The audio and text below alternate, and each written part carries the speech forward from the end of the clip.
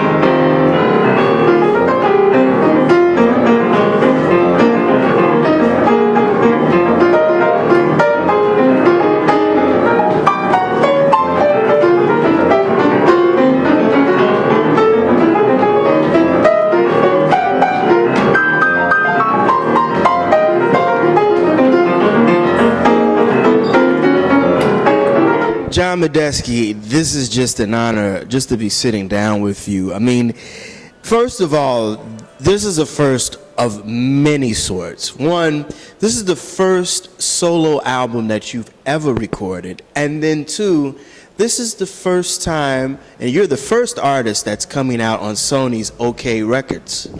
I know, it's kind of crazy.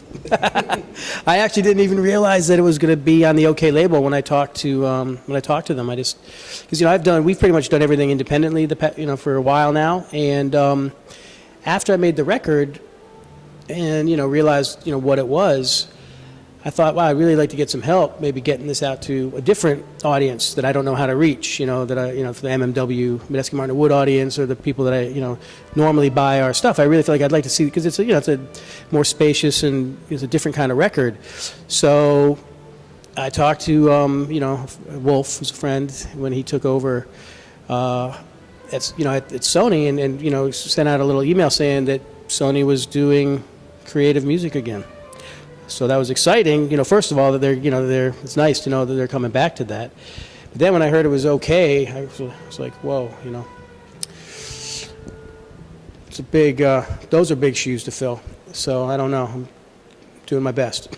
I mean, yeah, okay. I mean, you had Sidney Bechet, you had, oh my goodness, Duke Ellington, I mean, Louis Armstrong, and you're coming full circle also, another first, you're coming back to the home where you met two of your dear collaborators here. This is La Passion Rouge, but this was formerly the Village Gate. Absolutely. Upstairs at the Gate, those gigs are the reason I moved to New York in the first place. I was living in Boston, and then I moved out to the country out in the Berkshires, and I used to get, Raphael de Lugoff, the son of Art, was booking and he used to, I met him in Boston, and he was booking me here, and I'd, a couple times a year I'd get these 2-week stints, and that's kind of what gave me sort of the reason to move to the city it was upstairs at the Gate, and they used to have duos there. And I did a lot of different duos, with Reggie Workman and the bass player Dan O'Brien, and a lot of different people.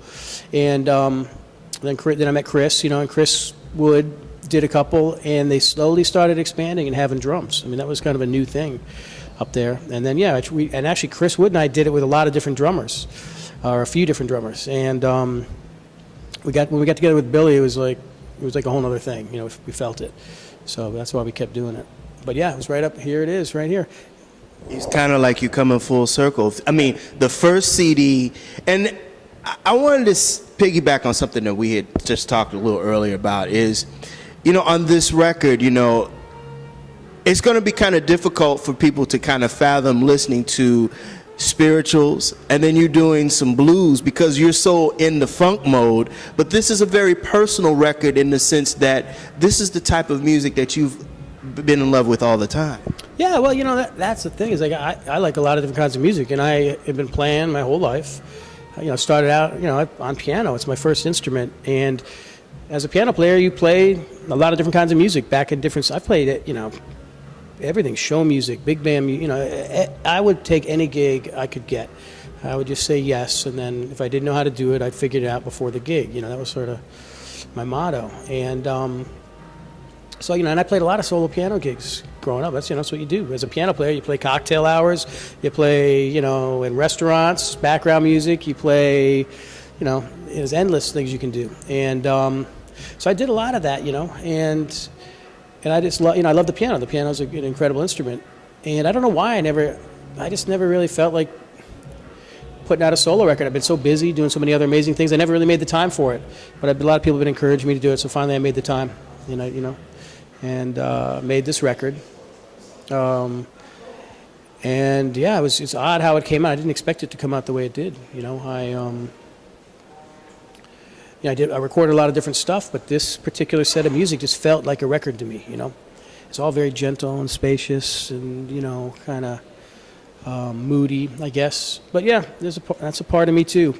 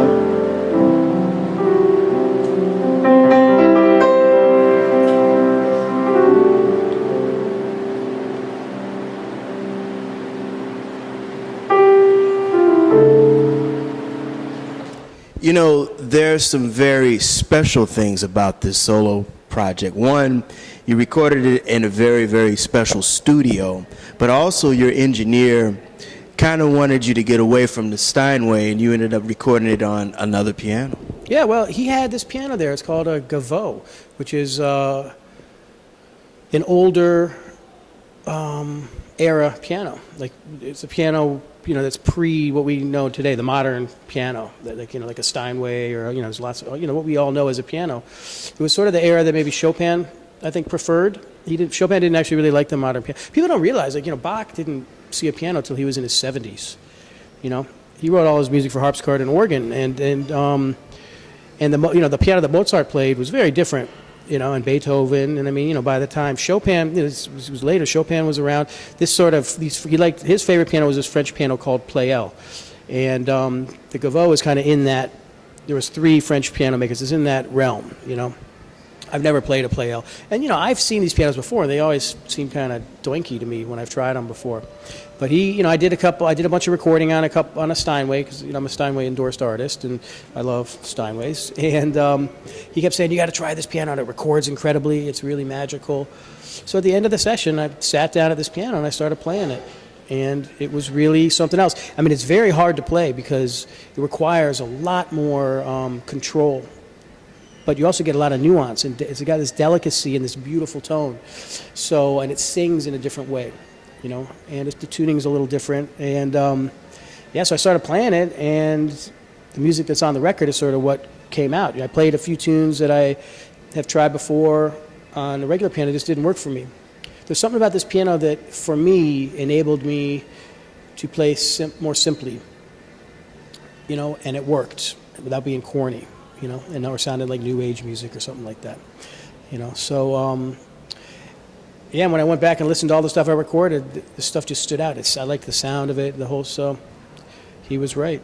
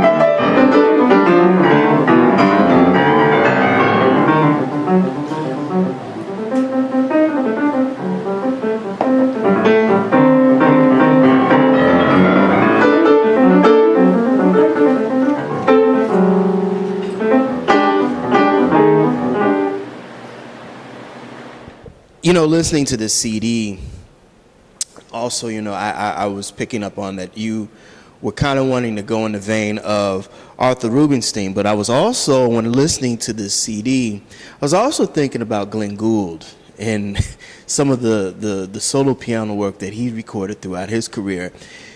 Was this something that you really kind of wanted to hone into? Because you aren't really doing a lot of jazz on this album per se. You're doing spirituals and you're doing a lot of original compositions. And then there's also a Willie Nelson composition that you went in here also. Yeah. Well, I think, that's, I grew up, Glenn Gould and Rubinstein are a big part of my life. My favorite sounding piano recordings are the Rubinstein recording, or RCA recordings he did, of Chopin. They're like my holy grail of, just in terms sonically, the way it's recorded. And, we kind of went for that with this recording. We went to, we did an older school type of recording, went to tape, 2 mics, very little electronics. It was minimal electronics, It was, so that was part of the plan going in. And, I started off playing classical music as a kid, and played it, through most of my life, and listened a lot to Glenn Gould and all that. It's a big part of my life, and I agree. I wouldn't call this a jazz record at all. I don't even call it what Medeski on wood jazz. I don't even, I don't really worry about what label goes with my music. I just play music, and you can call it what you want, But I agree. I would never, because it's like I'm improvising. There's a lot of improvisation on it, but it's not jazz, And like the Willie Nelson tune, I've tried to play it before, like I was saying, on a regular piano, and it just never worked for me. And I love the song, I love his music, but I've never been able to do it in a way that didn't feel corny. So this piano somehow enabled me to play some simpler stuff and have it feel right. Listening to solo piano, and I've listened to tons of them. I'm pretty sure you have. I'm talking from Dave Brubeck to Oscar Peterson to Art Tatum. What is it about the solo piano that really keeps the artist in tune with what they're playing and also interpreting the music that they are playing? Well, what I like about playing solo is that I can do anything at any second. I can go left, right. I can, turn around. I can do anything. Change keys. That's the thing about playing solo piano. And the piano, because of the range of the instrument, you have low end, you got the high end, you got, you can play harmony, melody. It's a percussion instrument, and yet it sings in its own way. So it's like, it's an incredible instrument to play solo. It's complete, and it's something I'd love to do. I do it all the time. I have a piano at home. That's what I do. I play, I play solo piano, and like I said, I've been so busy doing a lot of other stuff. I don't get out and do it that much. I'll do it here and there, like 10 minutes on a gig with Medeski Martin Wood, or maybe I'll get called to play on a record, just playing piano back at somebody else. But it's been mainly a personal thing. So this record, in a lot of ways, for me, is very it's kind of sensitive. It's like it's almost like, I don't know. I was when I really realized that this was the record, I was kind of scared to put it out there, just 'cause it's so personal, and it's it's almost private,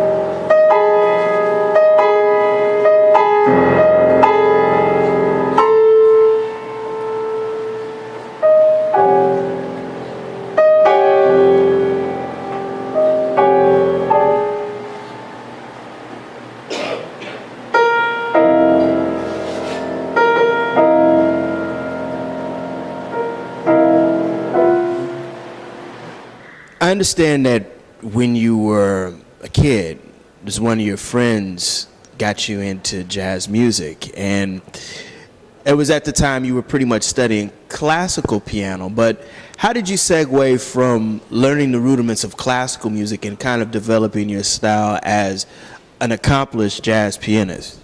Well, I started taking classical piano lessons. I was like, 5 or 6 years old. Got really into it. Loved the music. Did that whole route. It was, competitions and all that kind of stuff. And I think, when I was like 11, I guess, around 11 years old, my best friend when I was a kid, his older brother was a drummer and really into jazz. And I had been like playing some of these tunes, because my parents, they liked, I would, just read these, sort of versions of these tunes, like these, classic old Gershwin, Jerome Kern, all these kind, all that kind of Broadway show music or whatever you want to call it, the popular music of because my parents liked the music, so I would try it out, and I would read like, Carmen Cavallero versions of it, Peter Nero, Frankie Carl, that kind of stuff, because that's what, that's the stuff my dad had in his record collection, along with Glenn Miller and the swing area, big band stuff. So my friend's older brother kind of knew that, and we went and we were hanging, pulled me into his room, and he played a bunch of stuff for me. And one of the thing that like knocked me out at that point was Oscar Peterson. He played me. I remember it was Oscar live at Montreux with Ray Brown and Niles Pedersen, 2 bass players, and they were trading off. It's an incredible record, and the way I remember he Ill Wind and Sweet Georgia Brown, 2 tunes that I knew, but I didn't know they could sound like that.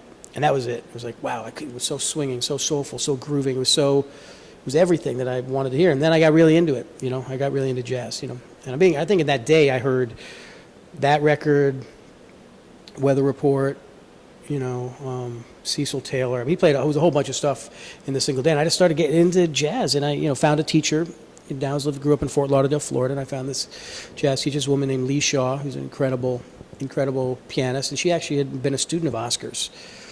And the one thing I think, in addition to like, getting into all the, regular jazz theory and, listening to everybody, every piano player I could find, at that point, and buying every Blue Note record, and back when we used to buy records, she made a recommendation to me. Then when I practiced, after I did my little technical warm-ups, and this is what I tell anybody who asks me anything, I did my warm-ups, and then sit down and play and improvise. You start at 10 minutes, work up to like 20 minutes to a half hour. Before you start working on all the things you want to learn, and your pieces or your tunes or your voicings, scales, whatever it is, you improvise and you play something, either an idea, an emotion, something programmatic like, a car crash or a lizard running across the ground, whatever it is, you play it, a sunset, whatever that is, and you play it and record it and listen to it, and you start to get in touch with your connection to all these chords and notes, right? Because you're expressing yourself, you're expressing your own ideas, and you end up using the vocabulary you have, whatever that is. But you start to actually make it so that so that it's coming from you, and it was the most valuable thing I could have ever learned, so early. What is it that you'd like to see the next generation of jazz pianists do with not just jazz music, but their playing and their technique, as well as them understanding that this music is an American art form and that they should not always stay within the box? Well, I think that, for me, that's it, jazz, I see jazz as a spirit. It's a spirit of making music it has a spirit. It's like making music in the moment for the moment. And that's to me, that's the essence of jazz. There's a lot of other elements, swing. There's all these things that we can attack, these stylistic things that we can attach to jazz. But really, I think the most important thing is that it's about improvising. It's a language of freedom. And I think that's where the American art form part comes in. It's this expression of freedom. And for me, that's most important that people need to, that's what I think people need to keep alive. It's like, you have to learn everything you can, learn what has been done. But you need to find out what all these things, all these notes and chords and rhythms that people have been using, what do they mean to you? And how, when you play them, what is the expression? And I really feel like that's the most important thing, is you have to have your connection to what, this chord or that chord means, or what this note or that means, or what, and you need to really find that and dig deep, because any machine can play what people have already done, What we can do is we can really create and be in the moment. And that's, that's the thing, is to really, not always go with your first impulse, maybe go with your third impulse, I really think that's important. That'll do it again for another edition of the Pace Report, reporting live here at Le Pochon Rouge here in New York City.